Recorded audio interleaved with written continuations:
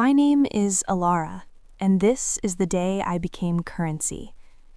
The rain isn't falling, it's weeping.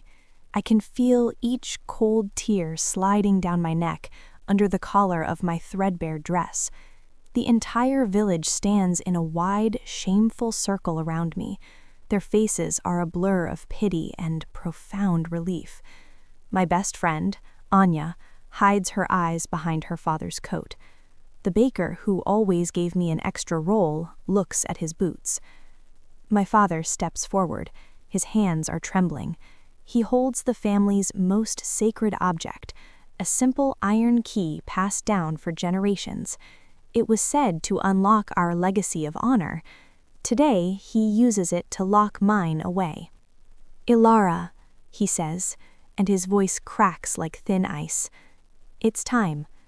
I just nod. My throat is sealed shut by a knot of grief and betrayal. The debt, the impossible, crushing debt to the Shadow Crest pack. My father's failed harvests, the flags, the bandits, it all added up to a sum larger than our lives. The Alpha's terms were simple: full payment in gold, or a partial payment in blood from our family line. My father, the negotiator, found a third option: full payment in flesh, my flesh. My mother glides from the crowd like a ghost. Her eyes are dry, but they are oceans of sorrow. She presses something hard and cool into my palm. A simple locket, old and tarnished. Inside is a tiny pressed white flower that smells of frost. "For remembrance," she whispers. Her lips barely move, but her eyes scream a different word: "Forgive me." She squeezes my hand once, a pulse of desperate love, and then she is gone, dissolving back into the gray mass of onlookers. She cried all her tears onto my hair last night. Now she is empty. The village elder, a man I called uncle, clears his throat with a sound like grinding stone. The Alpha approaches, and the world stops. The birds cease their songs mid-note. The wind dies. Even the rain seems to pause, droplets hanging in the air. The forest at the edge of our clearing goes utterly still. Then the shadows between the oldest pines deepen, coalesce, and from them he steps into the light. Kaelen, Alpha of Shadowcrest. He is not merely tall, he is a presence that bends the space around him. His hair is the color of a raven's wing, brushing a jawline sharp enough to cut stone. He wears simple, dark clothes that speak of function, not finery. But his eyes, they are the color of a winter storm, a piercing, pale gray that sees everything, understands everything, and offers no mercy. My breath vanishes. This is not a man. This is a force of nature wearing the shape of one. 4 others flank him, their gazes like physical blows sweeping over my people. His betas. We are less than insects to them. My father straightens his tunic, a pathetic attempt at dignity. He holds the iron key like an offering to a god. Alpha Kaelen, our agreed tribute. Kieran's storm-clad eyes slide over my father as if he were a stump. They land on me. The weight of his gaze is a physical anchor, pulling me down into the mud. He is not looking at a person, he's assessing livestock. He inhales, just slightly, and I feel a fresh, hot wave of humiliation. He is scenting the air, scenting me.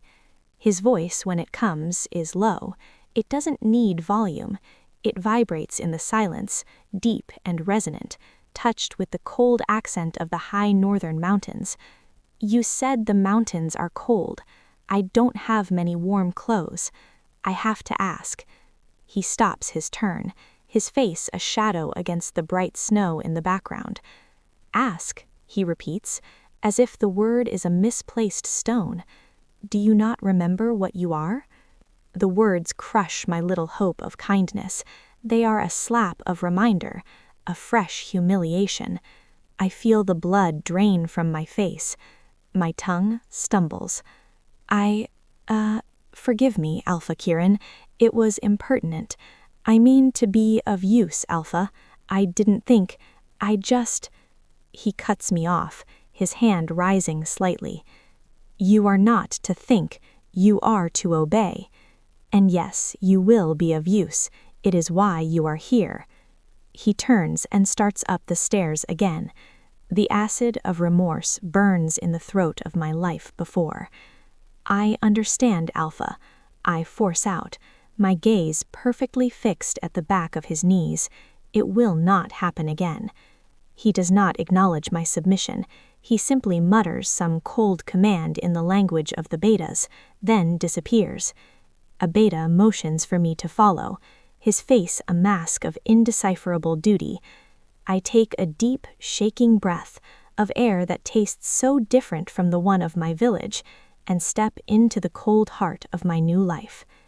The forest journey was a slow, cold nightmare. Time dissolved into the rhythm of my own labored breath and the relentless drum of rain on leaves. My world was the patch of mud before my stumbling feet, the heavy cloak that smelled of him, and his back, a dark, unyielding silhouette that never turned, never hesitated. He moved like the forest was part of him, and I was a clumsy human intruder. Just as my legs threatened to give way entirely, the trees began to thin. The rain softened to a spectral mist that coiled around the trunks. And then I saw it. Shadowcrest. It wasn't a village, it was a fortress hewn from the mountain's very bones.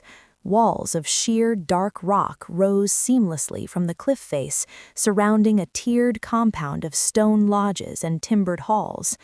Torchlight flickered behind narrow windows, not welcoming but watchful. It was breathtaking and utterly terrifying, a crown of stone on a throne of rock.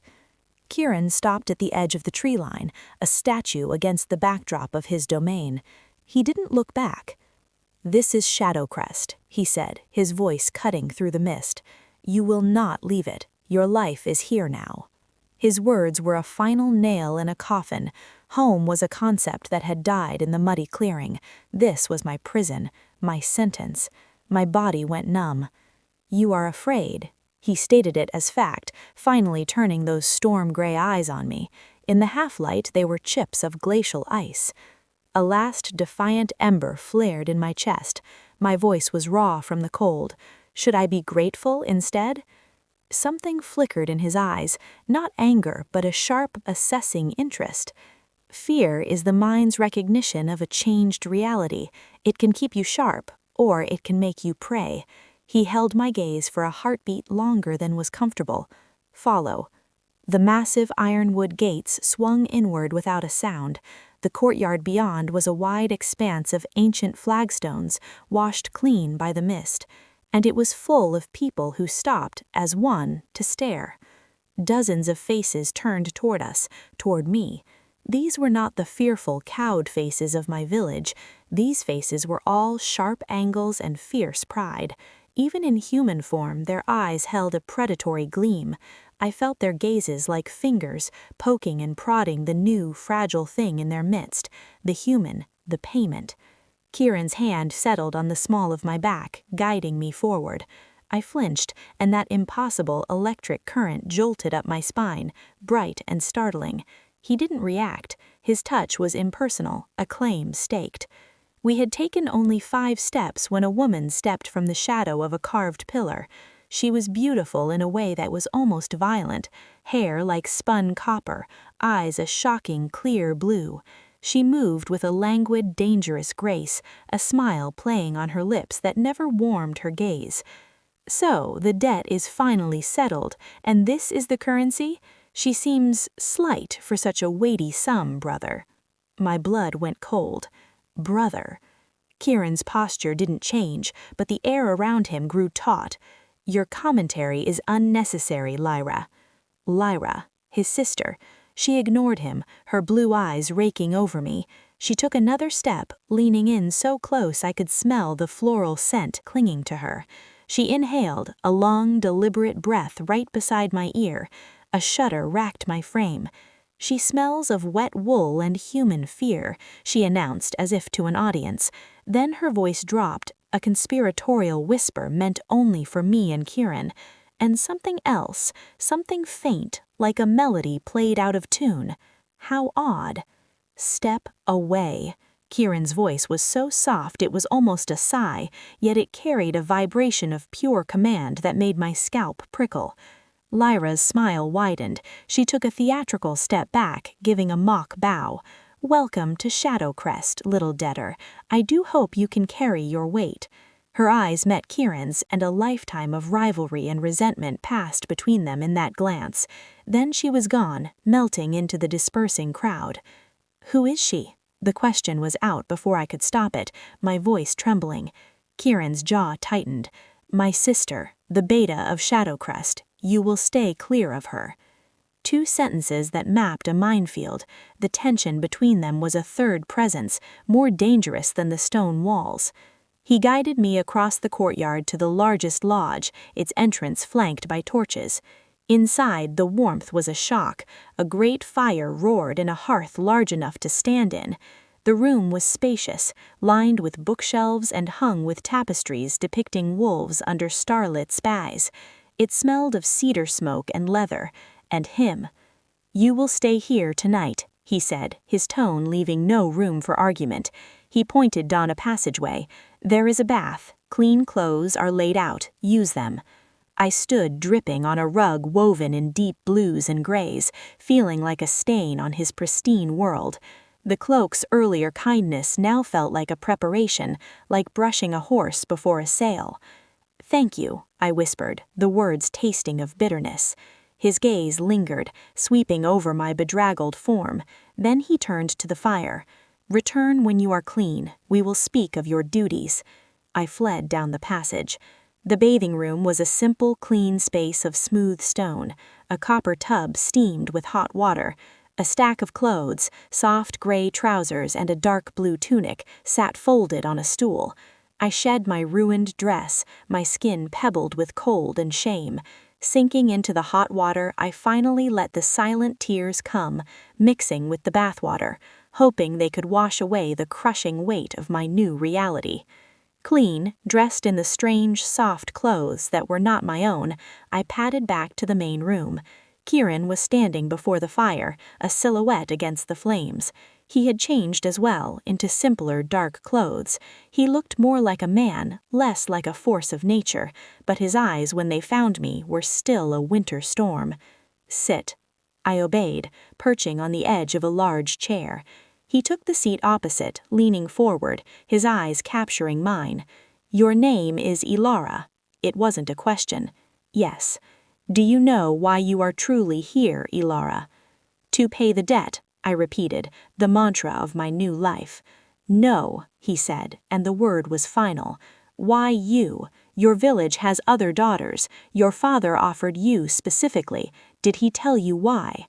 A cold trickle of dread seeped into my stomach. "He said it was my duty, as the eldest."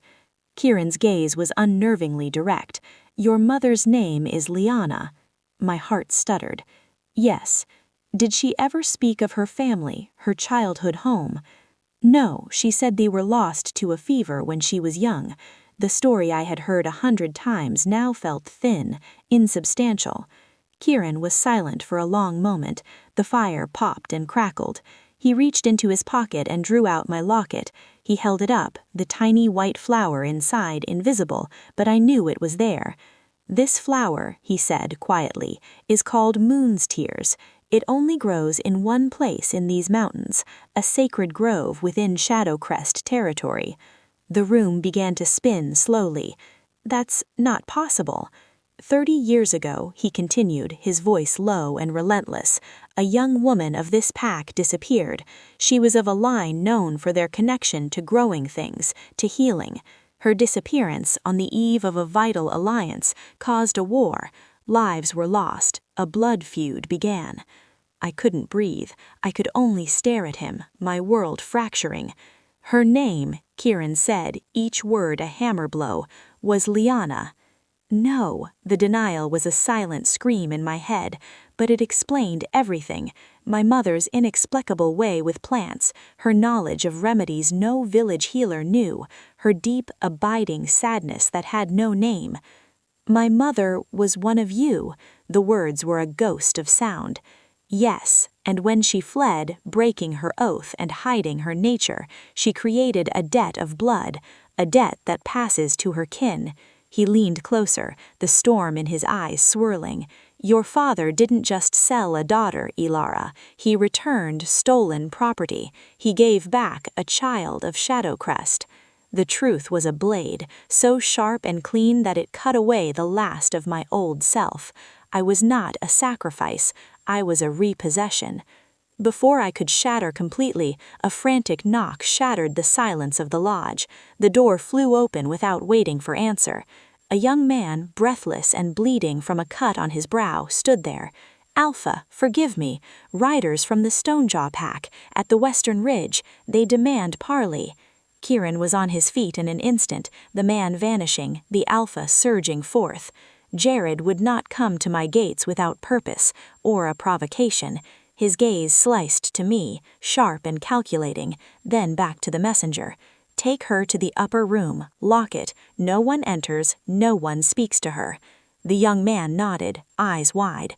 Kieran crossed to a chest, retrieving a long, sheathed knife, which he secured at his belt. On his way to the door, he stopped before me. He took my hand, not gently, and pressed the locket back into my palm. His fingers were warm, and that strange current hummed between us, softer now, but insistent, a thread of connection in the chaos.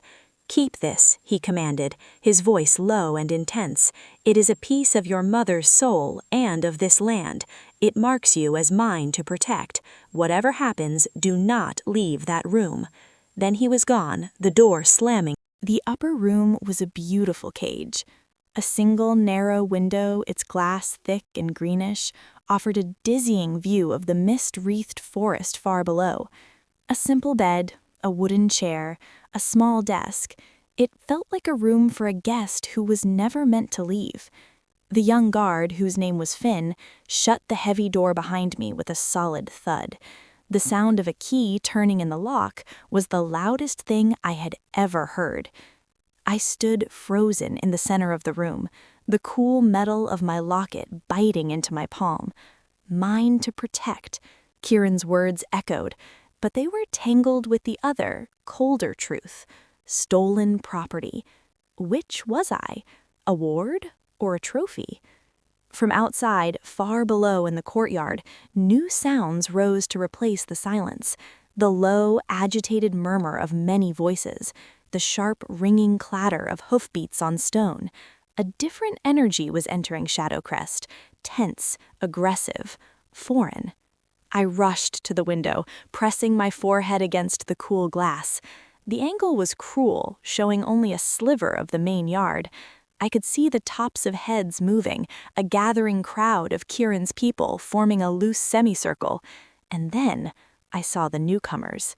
5 riders atop massive, shaggy horses. They wore dark leathers trimmed with rough gray fur. The man at the front was barrel-chested, with a beard like a bramble thicket and eyes that even from this height looked hard as flint. Jareth of Stonejaw. His presence was a physical disturbance in the orderly space of the courtyard. Kieran stood before the steps of his lodge, alone. He didn't need a crowd at his back. His stillness was a greater force than their restless horses. Even from here, I could see the way the mist seemed to part around him, repelled by his will. Kieran, Jareth's voice boomed up, rough and graveled. You keep interesting hours and interesting company. My hours are my own, Jareth. Kieran's reply floated up, cool and clear, a knife cutting through the rumble. State your business. My hospitality for uninvited guests is short. A tense laugh from the Stonejaw Alpha. Always so direct. I come on an old matter, a blood matter. We hear whispers on the wind, whispers that something lost to Shadowcrest has been found. My breath fogged the glass. I clutched the locket tighter. Something lost. Kieran didn't move a muscle. The wind carries many lies. You have ridden far for a rumor. Is it a rumor? Jareth shifted in his saddle, his gaze sweeping the hostile faces of the Shadowcrest pack. The word is that Lyanna's line did not end in the lowlands, that her blood has returned to your stones. My pack has a long memory, Kieran. The blood feud sparked by her flight was never settled. Her blood owes a debt to Stonejaw as well. The air in my little room turned to ice. A debt to Stonejaw? My mother's flight had caused a war, and now I was the inheritor of that war. Kieran took a single step forward. It was a small movement, but the entire courtyard seemed to lean back. Lyanna's choices were her own. Her daughter bears no mark of that feud. She is under my protection. The matter is closed. Daughter? Jareth repeated, the word a growl of satisfaction. So it is true. The daughter is here. Her blood is the blood that betrayed an alliance. By the old laws, she is a peace offering, or a war prize. A sharp collective inhale from the Shadowcrest pack. A low growl rumbled through them, a sound that vibrated in the stone of my walls. I saw Lyra then, moving to stand slightly apart from Kieran, her copper hair like a flame. Her face was unreadable. The old laws, Kieran said, his voice dropping into that dangerous, quiet register that made my skin prickle, are invoked by alphas, not by those who come barking at my gate. You have no claim here, Jareth. The girl is shadow-pressed. Her debts, her protections, are mine. Is that why you hide her? Sneered Jareth, locked away like a secret? Or are you unsure what you have, a wolf in disguise, or just a human girl you've taken a fancy to? The insult hung in the misty air. I saw Kieran's shoulders tense, a ripple of pure lethal power held in check. You will leave my territory, Kieran said, each word a chip of ice. Now. The next time you cross my border without leave, it will be an act of war, and Stonejaw is not ready for that war. For a long, terrible moment, they simply stared at each other, alpha to alpha. The silence was a living thing, straining to break. Then Jareth spat on the clean stones.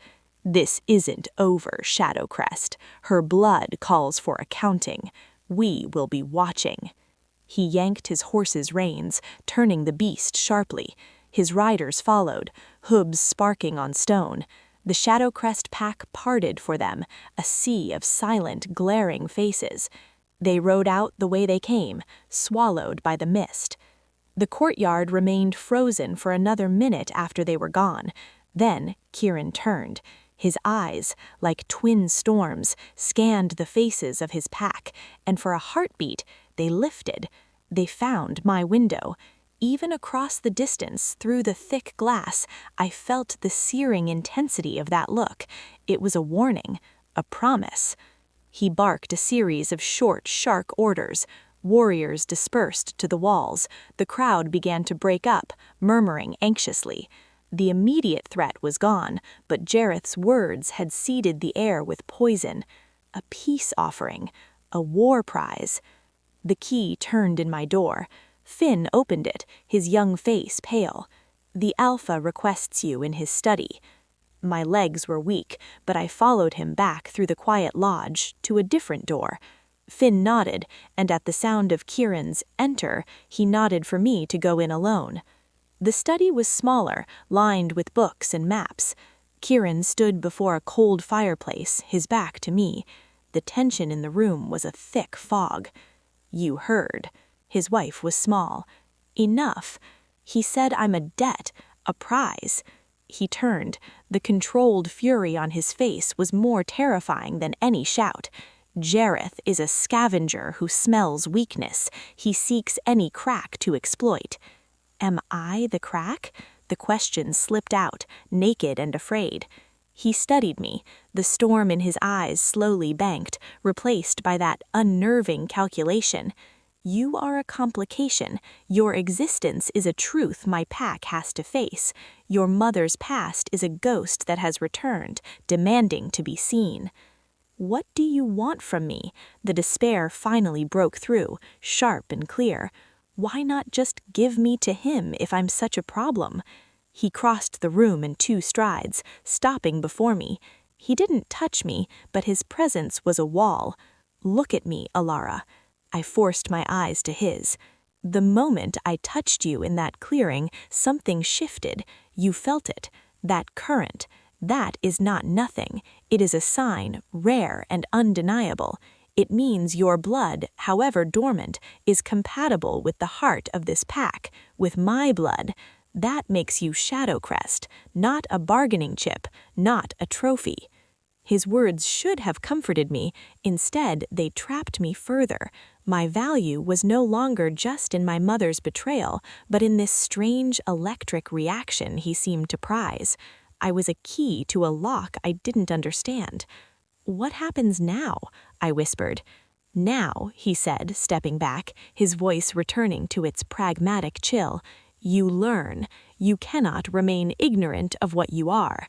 Starting tomorrow, you will begin your education. You will learn our history, our laws. You will learn why Jareth's claim is both legitimate and a lie. You will learn to defend yourself. And if I can't, if I'm just human?" A shadow passed over his face. "Then you will be human in a world of wolves, and that is a very dangerous thing to be. But you will not be unprepared. I will see to that." He moved to the desk, dismissing me. "Finn will show you to a proper chamber. Rest. The days ahead will be long." As I turned to leave, my hand on the door latch, I glanced back. He was watching me, the firelight carving the severe lines of his face. "Kieran," I used his name for the first time. "My locket, the flower inside, did my mother, did she leave it for me, or did she leave it to be found?" He held my gaze, and for the first time I saw something like pity in the storm-gray depths. "That, Elara, is the first question you must learn to answer for yourself." Finn was waiting in the hall. He led me to a new room, larger than the last, with a real bed and a hearth of its own. The door did not lock from the outside this time. It was a small, terrifying freedom. I lay in the dark, the locket pressed between my hands. The ghosts of the day swirled, my father's key, my mother's tears, Kieran's shocking touch, Lyra's cold curiosity, Jareth's greedy eyes. I was a puzzle piece fought. Dawn at Shadowcrest was not a gentle waking. It was a slow, gray unveiling, the mist clinging stubbornly to the stone battlements as if trying to hide the fortress from the day. I had not slept. Every creak of the ancient timber, every distant call of a wolf on the wind had been a potential threat. My locket was a hard, familiar lump under my pillow. A soft knock startled me. It was a young woman with kind, dark eyes and hair braided tightly back. She carried a tray with steaming tea and thick porridge. "I'm Marin," she said with a small, reassuring smile. "The Alpha sent me. He said you're to eat, then meet him in the training yard after the second bell." Her normalcy was disarming. "Thank you," I managed, my voice rough. She nodded. "It's a lot to take in, but you're safe here." She said it with such simple conviction that I almost believed her. But then I remembered Lyra's cold eyes and Jareth's hungry gaze. Safe was a relative term. The porridge was hearty, the tea bitter and bracing. The second bell was a deep, resonant gong that seemed to vibrate through the stone floor. I followed its sound, winding through corridors until I emerged into a wide, open yard at the rear of the compound. It was a place of hard-packed earth, lined with training dummies, wooden weapons, and targets. Kieran was already there, waiting. He wore simple training leathers that allowed for movement. He looked less like an alpha and more like a warrior, which was, in its own way, more intimidating. "You're punctual. Good." He tossed a bundle of cloth at me. It was a training tunic and trousers, similar to his, but in a lighter gray. "Change in the armory, then we begin." The armory was a small, cold room smelling of oil and metal. I changed quickly, the rough-spun fabric strange against my skin. When I returned, Kieran was stretching, his movements fluid and powerful. The first lesson is not about fighting, he began, his eyes tracking me as I approached. It is about seeing. Your human eyes are blind to half the world my pack moves in. You rely on what is in front of you. We rely on what is around us. He walked a slow circle around me. Close your eyes. A flutter of panic. Closing my eyes made me vulnerable, but I obeyed. What do you hear? He asked, his voice coming from my left. The wind, your voice, distant talking, from the kitchens maybe. Listen deeper, past the obvious sounds, to the spaces between them. I strained. At first, there was just the rush of my own blood in my ears. Then, slowly, other details emerged. The faint, rhythmic scrape-scrape of a whetstone on metal from the smithy, the call of a specific bird from the pines beyond the wall, the almost imperceptible crunch of gravel as someone walked across the upper courtyard. I hear sharpening, a bird with 3 notes, someone walking above us. Good. His voice was closer now, just behind my right shoulder. I fought the urge to open my eyes. Now, what do you smell? That was harder. The air was cold and clean. Pine, wet stone, wood smoke. Beneath that, the scent of the oil on the training dummies, the faint trace of fear sweat on your own skin, the lingering smell of the stone jaw horses from yesterday still clinging to the gate. My eyes flew open. You can smell that? He stood before me, his expression unreadable. I can smell the porridge you ate for breakfast. I can smell the lavender soap Marin uses. Your senses are dull, Elara. They have been asleep. We will wake them. He spent the next hour putting me through brutal, simple drills, running laps around the yard until my lungs burned, holding a fighting stance until my muscles trembled and screamed. He was not cruel, but he was relentlessly thorough. He offered no praise, only correction. Your balance is in your heels. Shift to the balls of your feet. You are holding your breath. Breathe with the movement. Your eyes give away your next move. Look at my center, not my hands. By the end, I was drenched in sweat, my body a symphony of new aches. He finally called a halt, tossing me a water skin. You have determination, he stated, taking a drink from his own. That is something, but determination without skill is just a quicker path to defeat. I drank greedily, the water the sweetest thing I'd ever tasted. I drank greedily, the water the sweetest thing I'd ever tasted. Why are you doing this? I gasped between swallows. If I'm just a political problem, why not just keep me locked away? He watched me, his storm gray eyes thoughtful. Because a problem understood is a problem that can be managed. An ignorant problem is a danger to itself and everyone around it. Jareth invoked the old laws. To counter him, you must understand them. To survive here, you must understand us. He gestured for me to follow him out of the training yard, not back toward the main lodge, but down a narrower path that led to a smaller, older building built right against the mountain. It was a library. The air inside was still and dry, smelling of parchment and aged wood. Shelves rose to the ceiling, filled with scrolls and leather-bound books. An elderly man sat at a large table, his spectacles perched on his nose. He had a gentle face and hair the color of smoke. Elder Corvin, he said with a respectful tone, this is Elara. She requires an education in our history, beginning with the Sundering. The old man looked up, his eyes a faded blue taking me in with a kindness that felt alien here.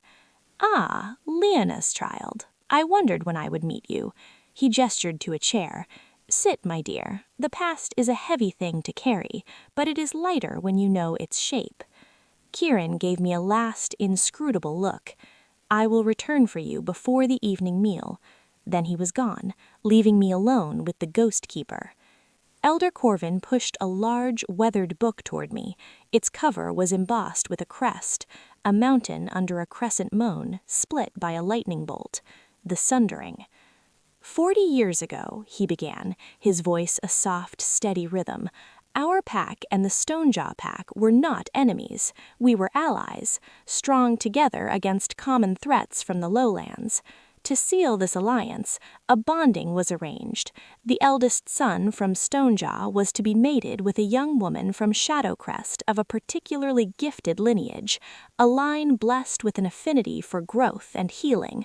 That young woman was your grandmother. I traced the split crest on the book.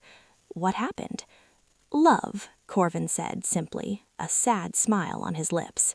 Your grandmother met her true moon bond, a warrior from our own pack. The bond is a sacred, undeniable force. She could not betray it. She refused the arranged mating. A cold dread began to pool in my stomach. That caused the sundering? It caused the first crack. The insult to Stonejaw was severe, but it was managed. A new agreement was made. The debt of the broken bond would be fulfilled in the next generation. Your mother, Lyanna, was promised to the current alpha of Stonejaw's son, Jareth's younger brother. The pieces slammed together with horrible clarity.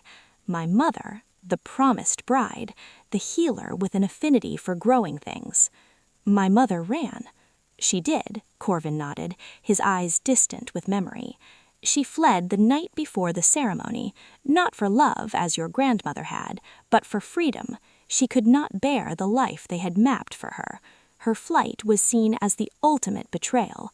It shattered the fragile peace. Stonejaw claimed it was a deliberate act of war. Battles were fought. Good people on both sides were lost. The feud was born in that blood. I felt sick. The debt wasn't just financial. It was a legacy of broken promises and spilled blood, and I was the living embodiment of it all. And the flower, I asked, my voice barely a whisper. The moon's tear in your locket. Corvin's eyes softened further. It is the symbol of your mother's lineage. The flower only blooms in moonlight in the sacred grove. It represents healing, but also enduring connection to this place.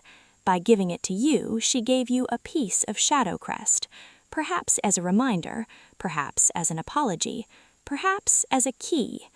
To what? I asked, my voice gently. To understanding who you are, child. The blood in your veins is not a curse. It is a heritage. Dormant, yes, but heritage nevertheless. Your mother may have run from it, but she could not erase it from you. He opened the book, showing me intricate illustrations of the grove, of ceremonies, of the history he spoke of.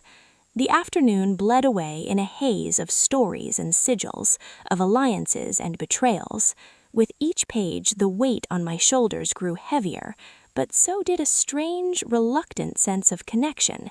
These were not just stories. They were my family's stories, my history. When Kieran returned, the fading light painting the library in gold, I was still sitting with Corvin, 100 questions on my lips. Enough for today, Kieran said from the doorway. Knowledge must be digested, not devoured. I thanked the elder, who patted my hand. The past is a map, Elara. It shows you where you came from. It does not dictate where you must go. Walking back through the fortress with Kieran, the cold evening air was a shock. I was silent, my mind reeling. The days began to form a new, grueling rhythm. Dawn brought Marin with her quiet efficiency and a breakfast tray. The morning bell meant the training yard with Kieran, a relentless focus on awareness, balance, and the fundamentals of movement. My body hardened, my senses sharpened. I learned to distinguish the scent of rain on stone from the scent of snow in the air. I could hear the difference between Finn's light step and Lyra's deliberate, prowling gait long before they turned a corner. The afternoons were with Elder Corvin in the library. The history was no longer just names and dates. It was the land, the laws, the intricate web of obligations and honors that bound the packs. I learned why a challenge must be issued at Moon High, why salt was placed on a grave, why the howl of a lone wolf was both a lament and a warning. With each lesson, Shadowcrest became less of a foreign fortress and more of a living entity with its own pulse, its own breath. And I learned about the moon bond, the rare soul-deep connection Corvin spoke of with reverence, a compatibility that went beyond physical attraction, a resonance between two spirits that could amplify strength, intuition, even power. It was what had driven my grandmother to defy an alliance. It was considered a blessing and a tremendous responsibility. I found myself watching Kieran during our sessions, searching for any sign that the electric current between us was this mythical thing, but he was all business, a stern, impeccable teacher. The only hint was the occasional, almost imperceptible pause when our hands would brush passing a waterskin, a fractional widening of his storm-gray eyes before the shutters came down. The peace of this routine was shattered a week later. I was in the training yard, practicing a defensive footwork pattern Kieran had drilled into me until my muscles memorized it. He was across the yard, speaking in low tones with his head armorer. Lyra entered. She didn't stride, she flowed into the space, her copper hair a bright banner. She wore fitted training leathers that showed her lethal grace. She ignored Kieran and came to a stop directly in front of my practice dummy, her blue eyes cool and assessing. "The little human is learning to dance," she observed, her voice carrying easily across the yard. A few other pack members who had been training paused to watch. How charming. I stopped, lowering the wooden practice knife in my hand. My heart began a slow, heavy thud.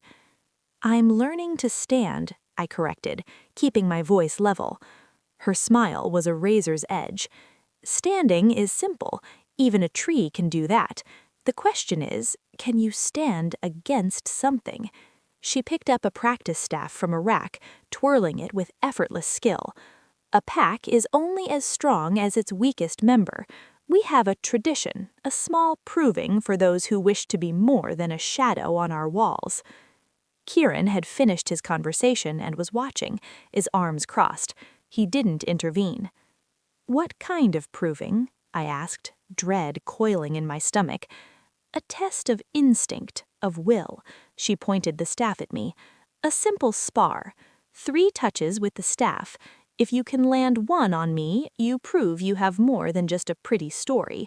If you cannot, well, it proves what many of us already suspect, that you are a decorative burden, a symbol with no substance." The yard was utterly silent now.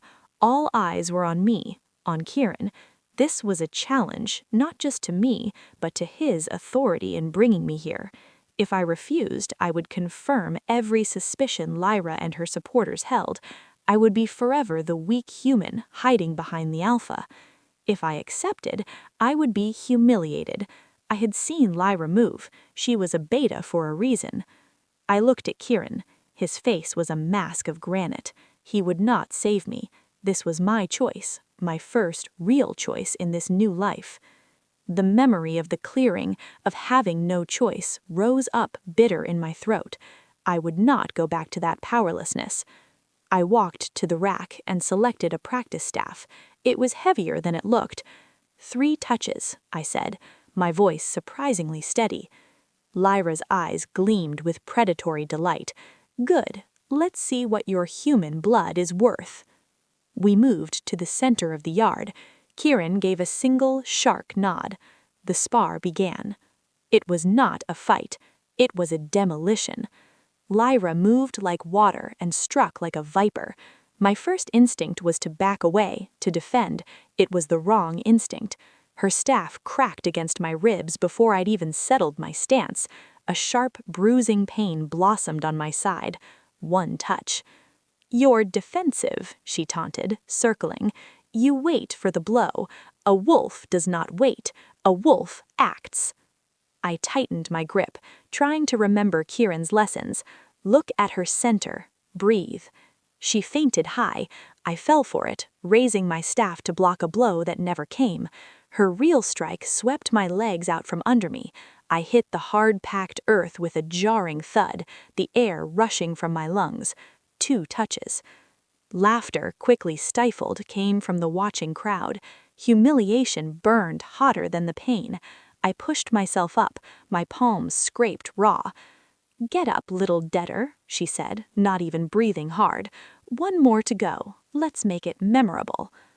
Despair threatened to drown me. I was going to fail. I was going to prove them all right. As I rose, my gaze caught Kieran's. He wasn't looking at my face, he was looking at my feet. And then he did something infinitesimal. He shifted his own weight, just a hint, from his heels to the balls of his feet. The correction from our first lesson flashed in my mind. Your balance is in your heels. Shift to the balls of your feet. It wasn't a strategy. It was a reminder of a fundamental truth. I wasn't a wolf. I couldn't fight like Lyra, but I couldn't fight like a scared human either, rooted in fear. Lyra came in for the final dismissive strike, aiming to tap my shoulder and end the farce. This time, I didn't try to block her complex motion. I didn't look at her staff. I looked at her center, as Kieran had taught me. I saw the shift of her hips, the commitment of her momentum, and instead of backing away, I stepped in. It was the last thing she expected. Her staff whistled past my ear as I moved inside its arc. I wasn't thinking about attacking. I was off balance, stumbling forward from my own desperate move. My staff was not poised for a strike, it was just trailing behind me, a clumsy weight. As I collided with her, my body rebounding, the end of my staff, purely by accident of momentum, swung around and tapped softly against her lower back. The contact was a whisper, a nothing, but the yard fell dead silent. Lyra froze, her back to me. She slowly turned, her beautiful face a mask of stunned incredulity. The spot where my staff had touched was a point of pure, silent humiliation. For her. I hadn't beaten her. I had, through sheer, clumsy luck, touched her. I stood there, panting, my sides screaming, my legs trembling. I had never felt less victorious. Kieran's voice cut through the silence, cool and final. "The proving is concluded. One touch was landed." Lyra's eyes burned with a fury that promised this was not over. She threw her staff to the ground with a clatter that echoed. "A lucky stumble," she spat. "Luck," Kieran said, walking forward, his gaze sweeping the crowd. He stopped before me. "You stepped in, not away. That is a beginning." He didn't praise me, but his acknowledgement was worth more. He turned to Lyra. "The matter of her strength, or lack thereof, is no longer open to public debate. She is under my protection and in my tutelage. Challenge that again, and you challenge me." It was a direct, public rebuke. Lyra held his gaze for a seething moment, then turned on her heel and stalked from the yard, the crowd parting for her like reeds before a shark. The pack members slowly dispersed, casting backward glances full of new, uncertain curiosity. I was left alone with Kieran, still clutching the staff. "I didn't do it on purpose," I whispered, shame washing over me. "It was an accident." "I know," he said quietly. He reached out and took the staff from my shaking hands. "Go to the healer, have theirs seen to, then rest. You earned it." As I walked away, my body a tapestry of aches, I didn't feel like I'd earned anything. I felt raw and exposed, but beneath the shame and the pain, a tiny, stubborn ember glowed. I had made a choice. I had stepped in, and in the world of Shadowcrest, that simple, desperate act had just changed the game. I was not just a ghost of the past anymore. I was a player in the present. And as I felt Lyra's venomous gaze on my back from a high window, I knew the game had just gotten much, much more dangerous.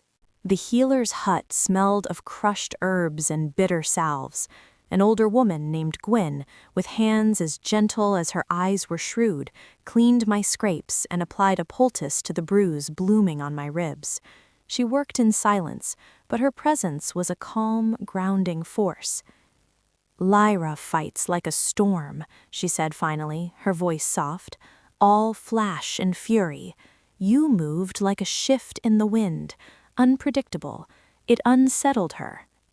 "It was a mistake," I confessed, wincing as she tightened a bandage. "The best instincts often are," she replied with a knowing smile. "They come from here." she tapped her chest. Not here, she tapped her temple. Rest tonight. The poultice will draw out the ache. I left her hut as the long northern twilight began to bleed across the sky. The fortress was quiet, but I felt watched. The proving had changed things. I was no longer just a rumor, a hidden secret. I was the girl who had, however clumsily, touched the beta. I walked not with my head down, but with a new, wary awareness. Nods were exchanged, not of warmth, but of acknowledgement. I had passed a threshold. Instead of returning to my chamber, I felt a pull, a restlessness the quiet room couldn't contain. Following a memory from Corvin's maps, I found a small, seldom-used postern gate in the eastern wall. It was unlocked. Slipping through, I found a narrow, winding path that led away from the fortress, down into the tree line. I needed to be alone, away from stone and judging eyes. The forest here was different from the one I'd traveled through with Kieran. It was older, quieter. The pines gave way to ancient, broad-limbed trees with silver bark. A deep peace settled over the place, and for the first time in weeks, the knot of tension in my shoulders began to loosen. I didn't realize where my feet were taking me until I saw it. A break in the trees, a small, perfect clearing bathed in the last of the twilight, and in the center, a circle of pale, delicate flowers glowing faintly in the gloom. Moon's tears. My breath caught. The sacred grove. My mother's grove. I moved as if in a dream, kneeling at the edge of the circle. The flowers were unlike any I'd ever seen, their petals like shavings of pearl, their centers a deep, velvety blue. The air here was charged, thick with a sweet, cold fragrance that made my head swim. I could feel a hum in the earth, a quiet, potent energy. I pulled my locket from under my tunic, opening it. The pressed flower within was a faded, brittle echo of the living ones before me. This was where she came from. This beauty, this magic, was her heritage, and mine. It calls to you, doesn't it? I jerked around, my heart leaping into my throat. Kieran stood at the tree line, a shadow among shadows. He hadn't made a sound. I didn't hear you, I said, my hand closing over the locket. You were listening to something else, he said quietly, walking into the clearing. He moved with reverence here, his usual predator's grace softened. The grove has its own song. Those of Lyanna's blood can sometimes hear it. I'm not... I began to deny it, but the words died. The hum was still there, a vibration in my bones. What is it? Life, he said simply, crouching beside me but not touching the flowers. Pure old life. This place is a heartstone of our territory. Your mother's line were its keepers. They could encourage its growth, draw strength from it, use its essence for healing. He looked at me, his storm-gray eyes reflecting the flower's faint light. When she left, the grove grieved. The blooms were few for many years. And now, I whispered, now you are here. His gaze was intense, searching my face, and the grove senses you. A sudden, reckless courage born of the place's magic and the day's trials rose in me. Why did you bring me here, Kieran, truly? Not to pay a debt, not just to wake my history. You could have locked me in a tower until you decided what to do with me. Why this? I gestured to the training, the lessons, the grueling care. He was silent for a long time, watching the flowers as if they held an answer. The moment in the clearing, the current, it is a sign of a moon bond, rare, sacred, but a bond is a potential, it is not a command. He finally looked at me, and the raw honesty in his eyes was disarming. I brought you here because that potential changes everything. It means you are not just a political problem to be solved. You are a part of this pack's future, a possible part of my future, and I will not force that future. I will not be the alpha who claims a mate out of obligation or strategy, as my father tried to do. If a bond is to form, it must be between two people who choose it, who are worthy of it. His words stole the air from my lungs. So all of this is a test to see if I'm worthy? No, he said sharply, standing. It is a forging for both of us to see who we are when the old scripts are taken away. Can you become more than a victim of your blood? Can I be more than an alpha bound by old feuds? He ran his hair through his hair, a rare gesture of frustration. Jareth sees you as a key to the past. I see you as a key to a different future. But for that to happen, you must be strong. You must understand this world. You must choose it. Otherwise, any bond would be a cage for you and for me. The weight of what he was offering and what he was asking was immense. He wasn't promising safety or love. He was offering partnership in its truest, most terrifying form, a shared path built on choice, not coercion. And Lyra, the pack, they will never accept a human as their alpha's partner? Lyra challenges because she is afraid. She fears change. She fears a bond that would solidify my power and alter hers. As for the pack, they will accept strength. They will accept what benefits the whole. You proved a spark of that today, but a spark is not a fire. He turned to leave, then paused. The grove is yours, Elara. No one will forbid you from coming here. It is your birthright. Listen to it. It may have more to teach you than Corvin or I ever could.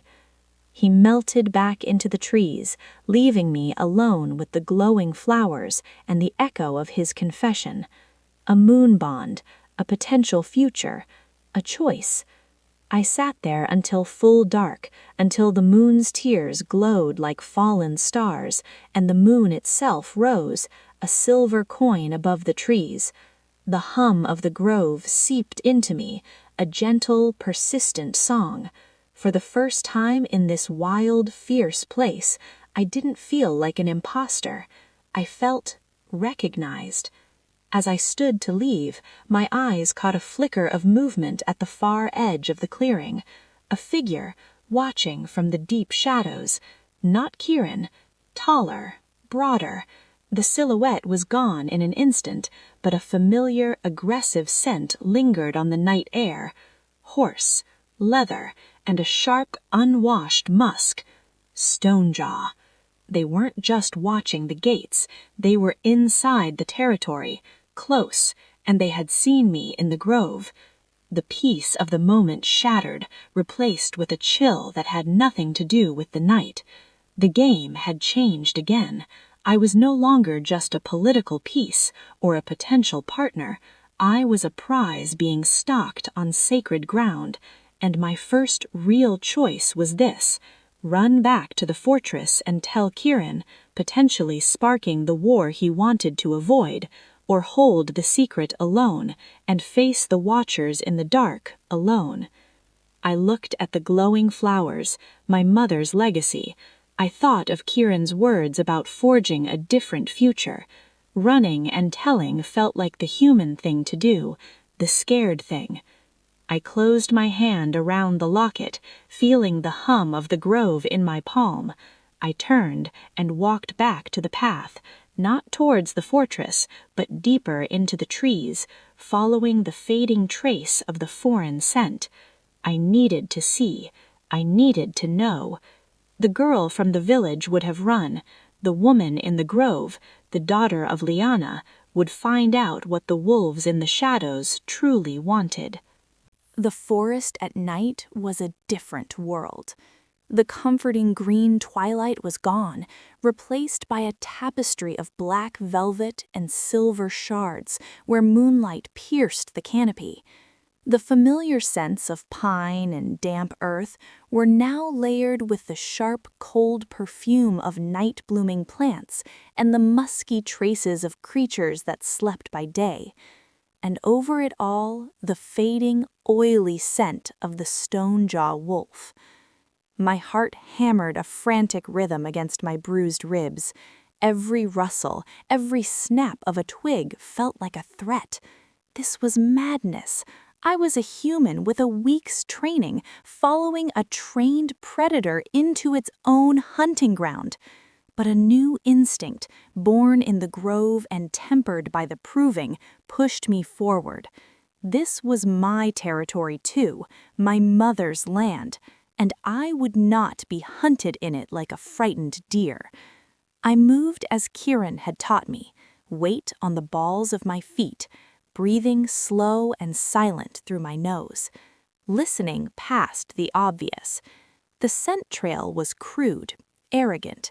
They hadn't bothered to mask it, confident in their invisibility.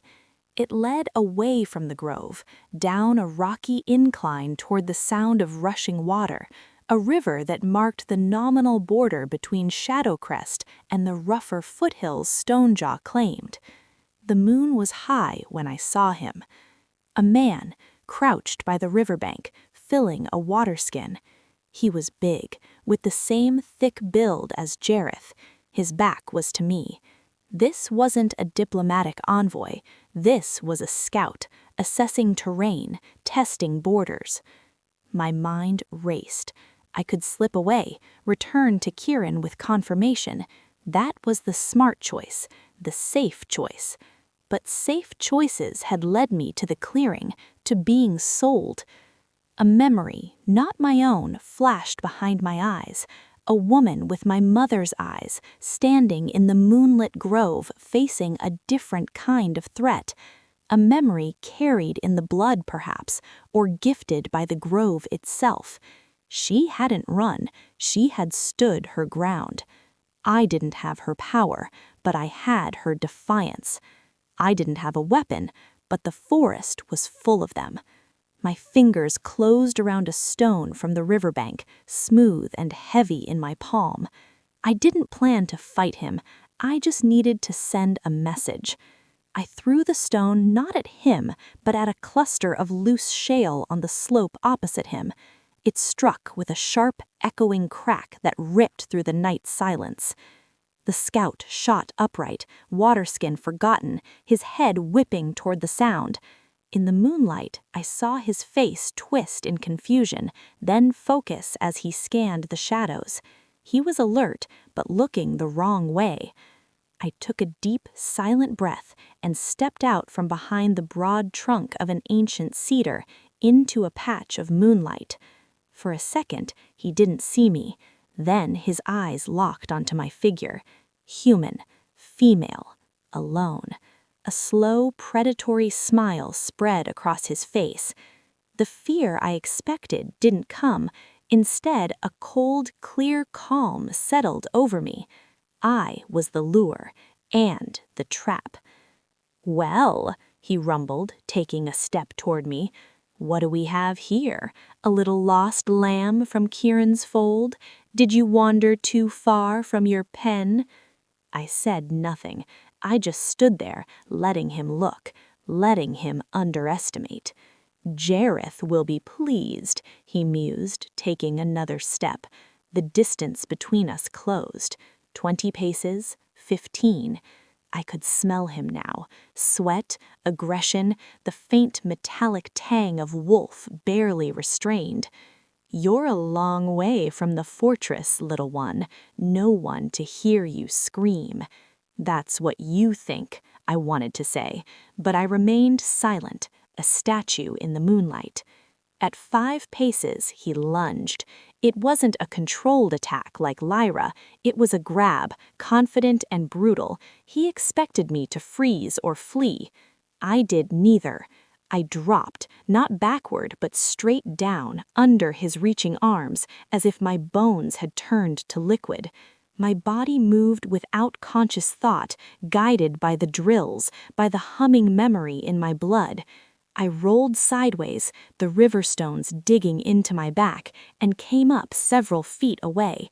He stumbled, off balance, surprised. A low growl erupted from his chest. "Clever," he snarled, turning, "but clever isn't enough." He came again, faster. This time I didn't try to evade completely. I shifted my weight, letting his charge brush past me, and as he did, I brought the edge of my hand down hard on the back of his wrist, aiming for the nerve cluster Kieran had shown me once. A human strength strike, but it landed true.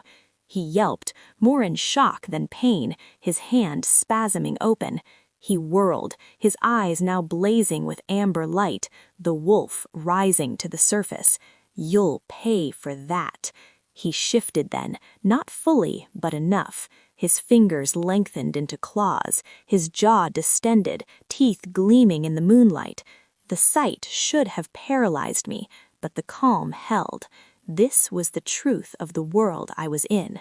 No more masks. He swiped at me. I ducked, but the tip of a claw caught my arm, slicing through my tunic and drawing a line of fire across my skin. The pain was sharp, clean. It focused me. I had no chance of beating him. My goal wasn't victory. It was survival, and a message.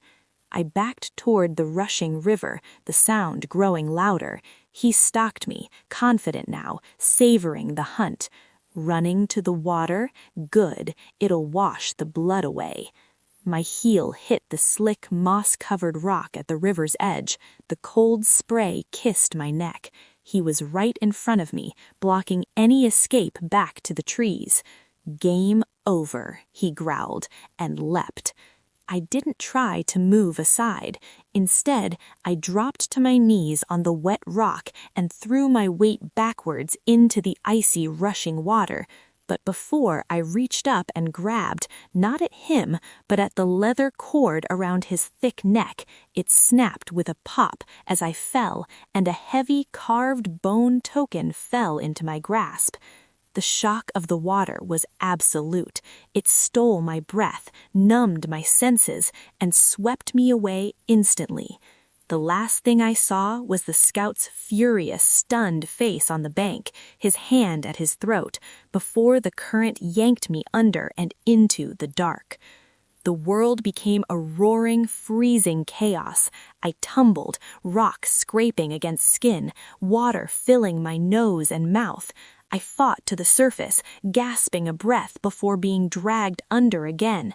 My mind screamed to panic, but some deeper part clung to the stone in my hand and to one thought: the river flows toward Shadowcrest. I didn't try to fight the current. I let it take me, using what little strength I had to keep my head above water when I could, to steer away from the largest rocks. The cold was a deadly embrace, sapping my strength with every second. Just as my limbs began to grow heavy and my thoughts fuzzy, I saw lights through the trees on the left bank, torches, and a familiar tall silhouette standing at the water's edge, head lifted, scenting the wind. Kieran. I tried to call out, but the water choked me. I raised the hand clutching the bone token, a feeble splash in the moonlight.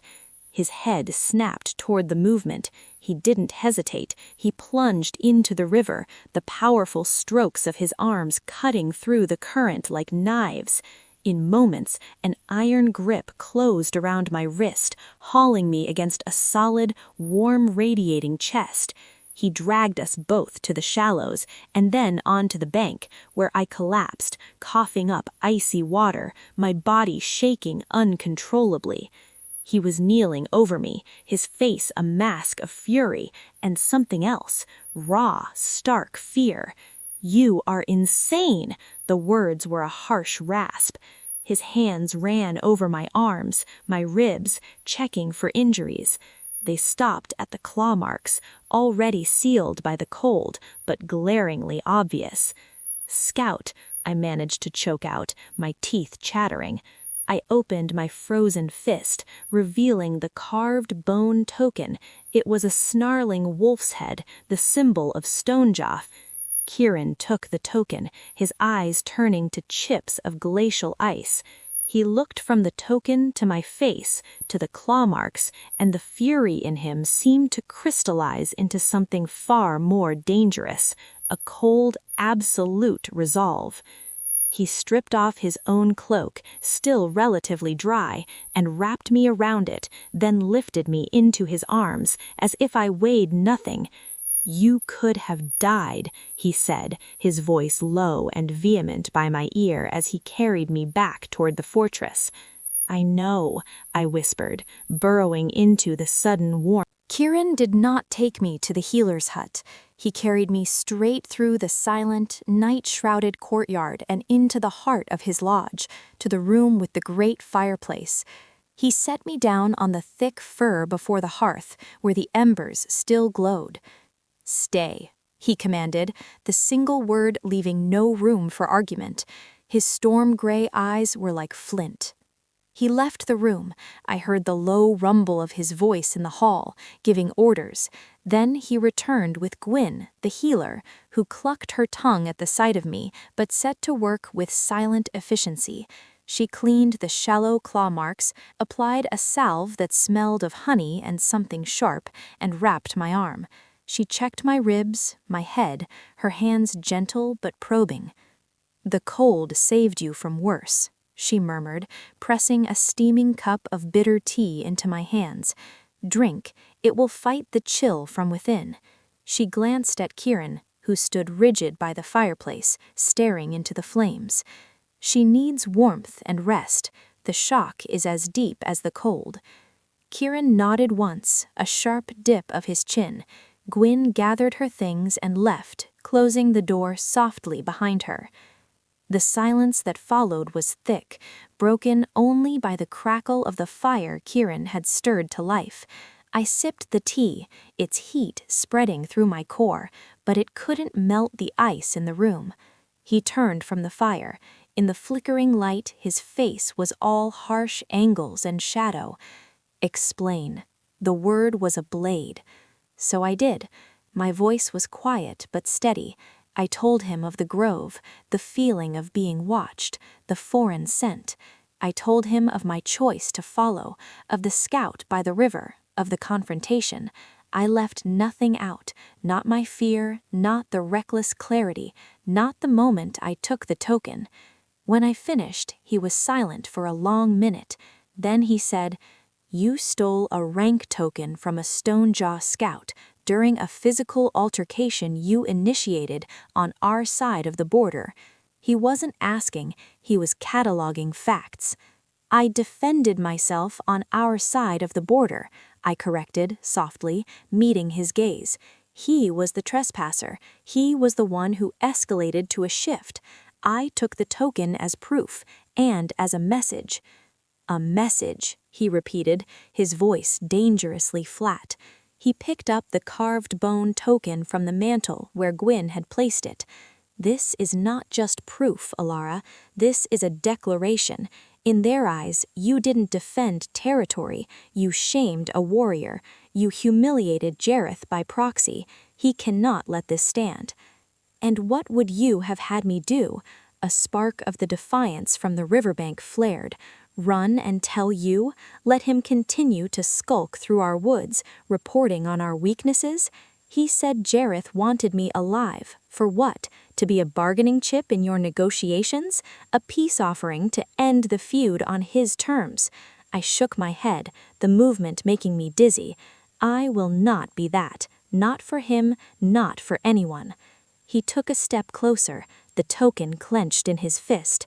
"You could have been killed. Your human stubbornness is not a shield. It is a vulnerability he will exploit." "I am not just human." The words burst from me, louder than I intended, fueled by the tea and the lingering terror and the humming memory of the grove. "You said it yourself. This blood, this connection, this grove that sings to me, it's in me, and I will not apologize for using every piece of who I am to survive." The air between us crackled, not with the electric current of touch, but with the collision of two unyielding wills. He stared at me, his chest rising and falling with a controlled rhythm. The fury in his eyes didn't abate, but it changed, merging with a fierce, blazing pride that took my breath away. "No," he said, finally, his voice a low rasp. "You will not." He turned and threw the stone jaw token into the heart of the fire. The bone blackened, cracked, and began to burn, filling the room with an acrid smell. "What are you doing?" I whispered. "Sending our own message," he said, watching the flames consume it. "Jareth will know by dawn his scout failed and was stripped of his rank. He will know it happened here. He will know we are not hiding you, we are flaunting you, and we are ready." He knelt before me then, so we were eye to eye. The firelight played over his face, softening the harshness into something grave and potent. "You took a stand tonight, not as a victim, not as a debt, but as a member of this pack defending its heart. That changes things. It changes what I must do." "What must you do?" I asked, already knowing the answer. "Claim you," he said, the words simple and devastating. "Not as a mate, not yet, that is still a choice between us, but as pack, publicly, formally, before the moon reaches its peak tomorrow night. If you are Shadowcrest, then you will stand at my side as Shadowcrest. It will force Jareth's hand. He will have to acknowledge you as under my protection, as part of our strength, or declare open war to take you. There will be no more shadows, no more scouts, only light or only battle." My mind reeled. A public claiming. It would make everything real, irrevocable.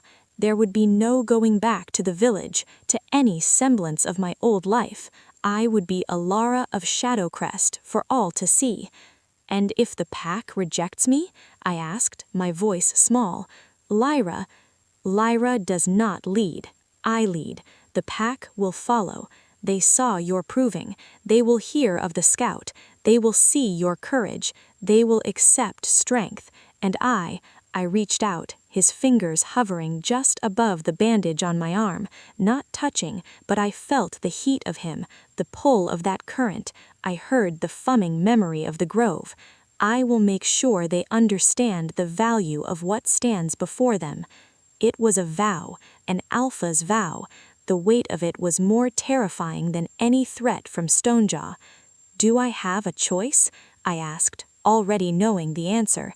"You always have a choice," he said, his eyes holding me captive.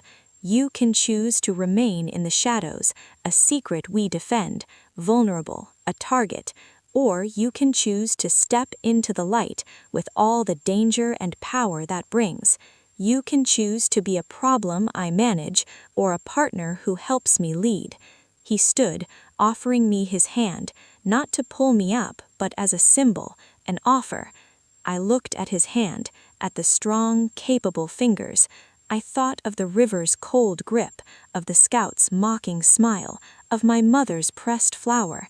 I thought of the grove's song, a song I was only beginning to hear. I placed my hand in his. The current surged, not a shock, but a deep, resonant hum, like the grove's melody given physical form. It sang up my arm and straight into my heart. His fingers closed around mine, warm and sure. "Then before the moon peaks," I said, the decision settling into my bones like a foundation, "I choose the light." A ghost of a smile, the first true one I'd ever seen from him, touched his lips. It transformed his face. "Then rest.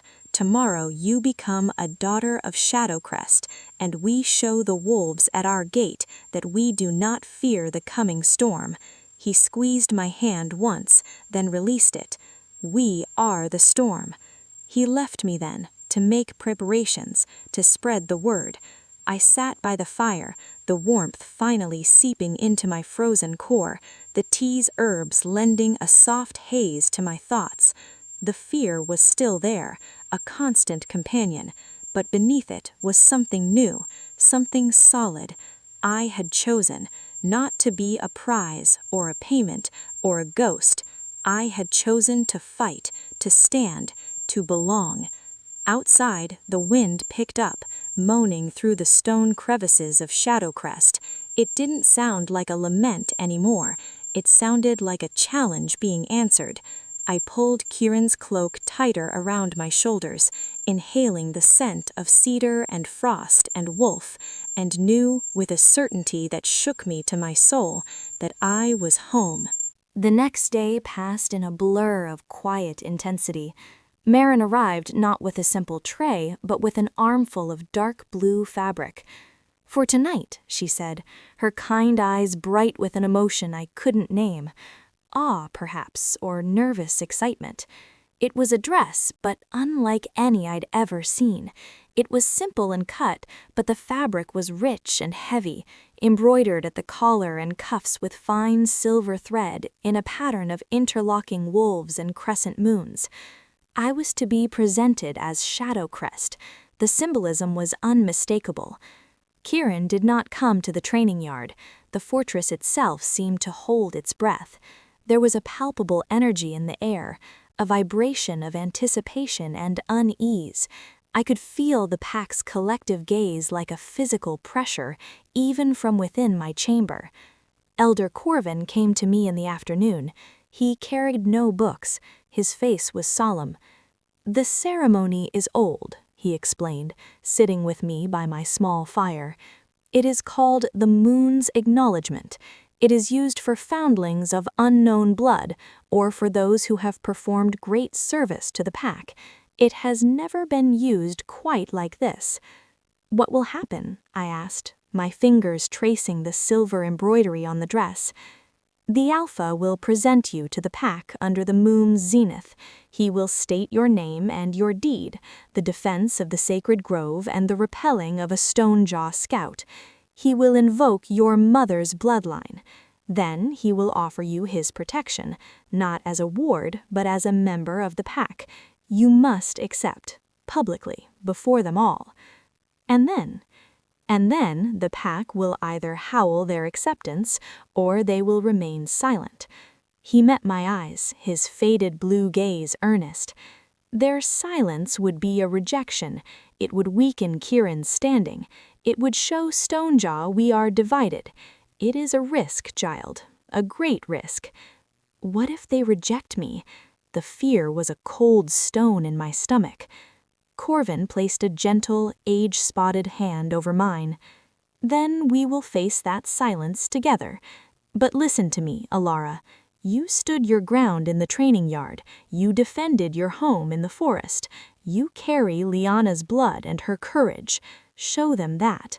Not the human girl they fear, but the woman you are becoming. Let them see the strength Kieran sees." As twilight bled across the sky, Marin helped me into the dress. It fit as if it were made for me, the fabric falling in clean lines, the silver threads catching the last of the light. She braided my hair in a complex style, weaving a thin silver chain through it. I looked at my reflection in the polished metal mirror. A stranger looked back, regal, fierce, haunted, a daughter of the mountains. The second bell tolled, deep and resonant.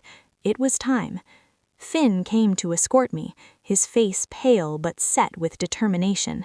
He led me not to the main courtyard, but to a high, arched gate at the rear of the fortress that opened onto a natural stone amphitheater carved into the mountainside. Torches lined the path, their flames dancing in the rising wind. The entire pack was already there, a sea of faces filling the stone benches that curved around a central dais. Hundreds of them. Their collective presence was a wave of raw power that hit me as I stepped through the gate.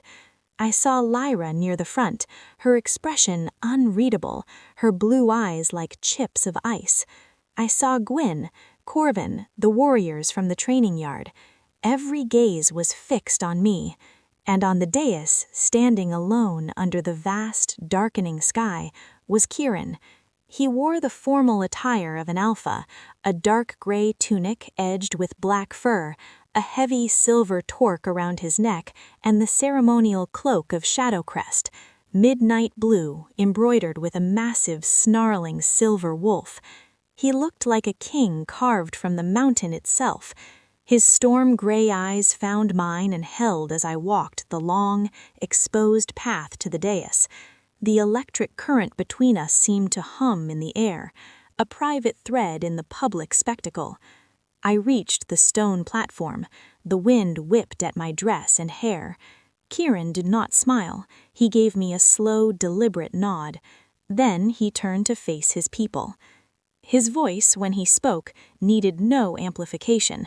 It rolled over the amphitheater, clear and commanding, echoing off the ancient stone. Shadowcrest, you gather under the witness of the moon for an acknowledgement. Absolute silence. 3 generations ago, a daughter of this pack, of the Keeper's line, fled these mountains. Her choices brought conflict. Her absence left a wound. He paused, letting the history settle over them. Last month, a debt was called due, not of gold, but of blood. I went to the lowlands and I brought back what was owed. I brought back Lyanna's daughter. A low murmur rippled through the crowd. He raised a hand and it died. I brought back a human girl, a political piece, a problem to be solved. He turned slightly, his gaze sweeping over me. But I was wrong. The crowd stilled, leaning forward. 2 days ago in our training yard, this girl faced a challenge. She was offered fear and she chose courage. She stepped forward, not back. He glanced at Lyra, whose jaw tightened. Last night, a stone-jaw scout defiled our sacred grove and prowled our border. He sought to steal, to spy, to weaken us. He found not a frightened human, but a defender. She faced a shifted wolf with nothing but her will. She marked him, she took his honor, and she drove him from our land. The murmurs grew louder, tinged with surprise, with disbelief, with a dawning respect. Kieran's voice rose, cutting through it. She did not do this as a human hiding behind our walls. She did this as a daughter of the Keeper's line, hearing the song of her own blood in the grove. She did this as Shadowcrest. He turned fully to me now, his eyes blazing. Elara, daughter of Lyanna, do you claim the blood of the Keepers? Do you claim this mountain, this pack as your own? This was it. The moment of choice, spoken before hundreds. My mouth was dry. I looked out at the sea of faces, some hostile, some curious, some waiting. I felt the weight of my mother's locket between my breasts, the whisper of the grove in my memory, the solid, terrifying presence of Kieran beside me. I lifted my chin. My voice, when it came, was clear and carried on the wind, not as loud as his, but unwavering. I claim the blood. I claim the mountain. I turned to face the pack, my heart pounding a war drum in my chest. I claim this pack, for good or for ill. I am Elara of Shadowcrest. For a heart-stopping second, there was only the sound of the wind, nothing else. No howl, no sound. The silence was a crushing weight, a rejection more complete than any shout. I saw Lyra's lips curve in a faint, cold smile. Then, from the back of the amphitheater, a single strong howl pierced the night. It was Finn, his young face fierce with loyalty. The sound hung alone for a terrible moment, and then Gwyn threw back her head and joined him. Her aged voice was strong and true. Then Corvin, then a warrior from the training yard, then another. One by one, then in groups, then in a rising, thunderous wave, the pack of Shadowcrest lifted their voices to the moon. The howl was not a melody, but a powerful, dissonant chord of acceptance, raw, wild, and overwhelming. It filled the stone bowl, vibrated in the ground beneath my feet, and echoed off the distant peaks. It was the most terrifying and beautiful sound I had ever heard. Kieran turned to me, in the torchlight with the chorus of his pack ringing around us. His eyes held a fierce triumph. He extended his hand to me, palm up, not to pull me forward, but to join him. I placed my hand in his. The moment our palms met, the electric current exploded, but this time it didn't just arc between us. It seemed to flash outwards, a visible crackle of silver light that danced over our clasped hands for a split second before vanishing. A gasp went up from the pack. The howls stuttered, then redoubled with new intensity. The moon's acknowledgement was complete. At something more, something profound and undeniable had just been shown to every wolf present. The bond, the moon bond, it was real and it was powerful. As the howls finally began to fade, a new sound carried on the wind from far below, from the direction of the Stonejaw foothills. A single, furious, answering howl. It was full of rage and challenge and a bitter, thwarted hunger. Jareth had heard, he had seen, and he understood. Kieran did not release my hand. He raised our joined fists high, a united silhouette against the starry sky. His voice rang out one last time, a vow for me, for the pack, and for the enemy listening in the dark. The celebration that followed the ceremony was a wild, roaring thing, held in the great hall. Mead flowed, music pulsed from drums and bone flutes, and the pack moved with a unified energy that was both jubilant and fierce. I was at the center of it, yet strangely separate. Hands clasped my shoulders in rough congratulations. Toasts were raised in my name. But the looks in their eyes had changed. They saw the silver flash that had bound my hand to Kieran's. They saw not just an acknowledged member, but a potential Luna. The respect was now tinged with a new, wary awe. Kieran never left my side. His presence was a solid wall at my back, his hand a constant, claiming weight on the small of my spine. He spoke little, but his eyes missed nothing, constantly scanning the hall, the doors, the faces of his people. The triumph of the ceremony was already giving way to the Alpha's vigilance. Jareth's answering howl was a promise hanging over the feast. I felt it too, the looming shadow. The bond between us, now publicly revealed, hummed with a shared tension. It wasn't just attraction anymore. It was a strategic tether, a channel for unspoken communication. I could feel the coiled readiness in him, and he, perhaps, could sense the adrenaline still simmering beneath my calm exterior. It was Lyra who finally pierced the revelry. She approached our table, her movements still fluid, but her face a mask of chilly composure. The music nearby hushed. "Brother," she said, her voice carrying, "the pack has spoken. The human is one of us." She inclined her head toward me, a motion so slight it was almost an insult. "Elara." "Sister," Kieran acknowledged, his tone neutral. "The challenge from Stonejaw will not be diplomatic now," she stated, her blue eyes sharp. "You have made her a symbol of our defiance. Jareth will see it as the final insult. He will come, not with scouts, but with his war pack." "I am counting on it," Kieran replied, his fingers flexing slightly against my back. "A clean fight is preferable to poisoned whispers and stolen glances at our borders. Let him come to our walls. Let him break upon them." Lyra's gaze flickered to me, and is she ready to stand on those walls, to see the reality of the feud her blood reignited, the blood that will be spilled? Before Kieran could answer, I found my voice. It was steady. "My blood has already been spilled for this pack, Lyra." I gestured to the bandage on my arm, visible beneath the sleeve of my dress.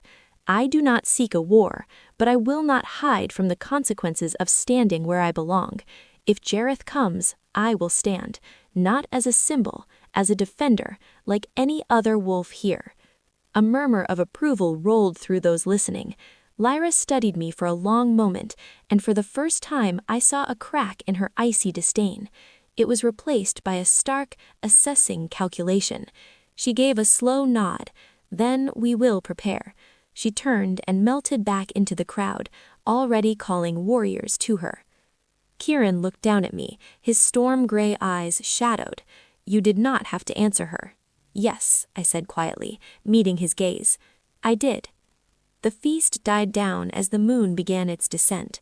The pack dispersed to their duties or their rest, the celebratory mood hardening into one of grim preparation. Kieran led me not to my chamber, but up a series of narrow, winding stairs to the highest battlement of the fortress. The wind here was a living force, screaming off the mountain peaks, scouring the stone clean. The world lay spread below us, a vast tapestry of black forest and silvered rock under a blanket of cold stars. This is what we defend, he said, his voice nearly lost in the wind. He wasn't just talking about the land. He'll come at dawn, I said, the certainty settling in my bones. It wasn't a question. He will. He is prideful and wounded. He will want to strike while the memory of our ceremony is fresh, to prove his strength. Kieran leaned on the stone parapet, his profile sharp against the night. This will not be a skirmish. It will be a battle for dominance, for you, for the end of the sundering, one way or another. I moved to stand beside him, the wind whipping my hair and dress. What do you need me to do? He turned to face me, his body blocking the worst of the gale. I need you to live, he said, the words raw and simple. I need you to stay inside the inner hall with Corvin and Gwyn and the young. Lyra and I will lead the defense. No.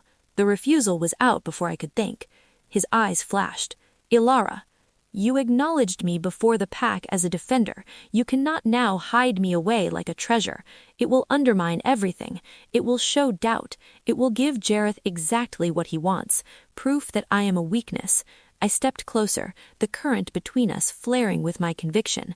I may not be able to fight like a shifted wolf, Kieran, but I can see, I can think, I can use a bow. Corvin has shown me the blind spots in the eastern wall. I can stand with the archers. I can be a part of this. The conflict warred on his face, the alpha who wanted to protect her charge, and the man who had just vowed to respect her strength. The wind howled around us, a mirror to the tempest inside him. If you are on that wall, he said, his voice a low growl, you become his primary target. He will see you and he will come for you. It will draw the fiercest danger straight to you. I reached out, tentatively, and placed my hand flat against his chest, over the steady, strong beat of his heart. The connection surged, warm and vital. Then you will know exactly where he is, and you can be there to meet him. He stared at me, his breath a white plume in the frigid air. Then a sound escaped him, part groan, part laugh of sheer disbelief. He covered my hand with his own, pressing it harder against him. You are rewriting every strategy I have ever known. You wanted a partner who could forge a new future, I whispered. This is what it looks like. He pulled me to him then, not in a kiss, but in a fierce, desperate embrace, his chin resting on the top of my head. Then we fight together, but you follow Lyra's commands on the wall. You stay behind the Merlons. You do not play the hero. Your life is not a bargaining chip. It is everything. We stood like that as the stars wheeled overhead, two silhouettes against the endless night, drawing strength from the bond that thrummed between us. There were no more words. The understanding was complete. The hours before dawn were a flurry of quiet, efficient activity. I changed into sturdy trousers, a warm tunic, and a leather vest. Lyra, to her credit, did not argue when Kieran told me I would be with the Eastern archers. She simply looked me over, handed me a polished yew bow and a quiver of arrows, and said, "Aim for the ones who start to shift. It slows them down. And, for Moon's sake, keep your head down." I took my place on the high wall as the first faint smear of gray lightened the eastern horizon. Below, the mist clung to the tree line like a waiting army. The fortress was silent, a beast holding its breath. Archers and warriors lined the walls, their faces set. Kieran stood at the central gate, a figure of absolute stillness. Lyra prowled the battlements like a caged tiger. Then, as the sun's first ray pierced the clouds, a howl erupted from the forest. Not one, but dozens. A chorus of pure belligerent challenge. Stonejaw had come. They emerged from the mist, a line of warriors on foot, led by Jareth on his massive horse. They stopped just outside arrow range. Jareth's eyes scanned the walls, ignoring Kirin, and found me. His gaze was a physical brand of hatred and covetousness.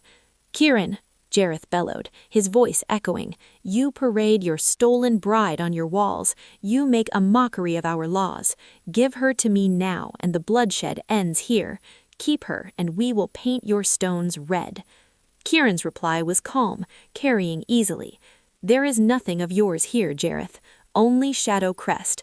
Turn back. This is your only warning." Jareth's answer was a roar. He raised his axe. The stone-jaw line surged forward with a deafening cry, shifting as they ran, becoming a wave of fur, muscle, and claw, crashing towards our walls. The battle was joined. The world dissolved into a chaos of shouting, the twang of bowstrings, the snarls of wolves, and the clash of steel on stone. An arrow whistled past my ear. I knocked, drew, and released, my focus narrowing to the shapes moving below. I saw a warrior begin his shift, his body contorting. My arrow took him in the shoulder, and he stumbled, his transformation faltering. It was not a kill, it was an obstruction, a delay. I saw Kirin then. He had not shifted. He fought at the gate in human form, a whirlwind of lethal grace, his sword a blur of silver light. He was holding the heart of the line, drawing the fiercest assault towards himself. And Jareth was pushing towards him, a fully shifted monstrous wolf of grisly gray, carving a path through the defenders. "He's making for the Alpha," Lyra snarled beside me, firing arrow after arrow into the fray below. "He'll try to break the gate." My eyes locked on Jareth's advance. He was a force of nature, his fury directed solely at Kirin. The plan formed in an instant, cold and clear. Jareth wanted to end this by defeating the Alpha, but he wanted me. I made a choice. I dropped my bow. I turned and ran along the battlement away from the eastern wall, towards the less defended section near the old postern gate, the gate I had used to find the grove. I climbed down the interior ladder, my heart hammering against my ribs, and slipped out into the chaotic periphery of the battle. I stood in the open, just beyond the shadow of the wall,